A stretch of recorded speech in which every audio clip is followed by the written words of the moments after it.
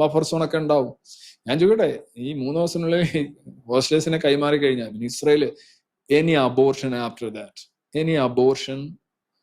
After that അതിനുശേഷം എന്ത് അലസൽ ഈ കരാറിലുണ്ടായാലും ദാറ്റ് ഈസ് ഇസ്രായേലിന് അഡ്വാൻറ്റേജ് ആണ്. അപ്പൊ ഈ ഒരു കരാർ എന്ന് പറഞ്ഞു കഴിഞ്ഞാൽ ഏത് ഘട്ടത്തിലും കരാറ് ലംഘിക്കാമല്ലോ,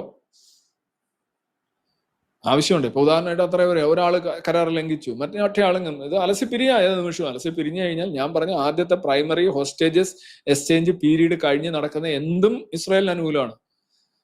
മൊത്തത്തിൽ നോക്കണമെങ്കിൽ ഇസ്രായേലിന് ഹെവിലി അനുകൂലമായിട്ടുള്ള ഒരു പ്ലാനായിട്ടാണ് ഞാനിത് വിലയിരുത്തുന്നത്.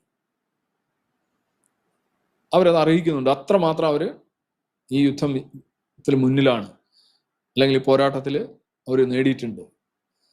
അപ്പൊ അവർക്ക് അറിയിക്കുന്ന ഒരു ഫലം. സാധാരണ യുദ്ധത്തിൽ തോക്കുന്ന ആള് കണ്ടീഷൻസ് അംഗീകരിക്കേണ്ടി വരും. അതാണല്ലോ നിങ്ങൾ യുക്രൈൻ റഷ്യ വാറിലൊക്കെ യുക്രൈനെ വിട്ടുകൊടുക്കണം, എല്ലാം കൊടുത്തേക്കാന്നല്ലേ പറയുന്നത്. ആ ഒരു ലോജിക്ക് ഇവിടെ ഉപയോഗിച്ച് നോക്കി. ഇതൊന്നും കൊടുക്കാൻ പറയുന്നില്ലല്ലോ, ബന്ദികളെ കൊടുക്കാനേ പറയുന്നു.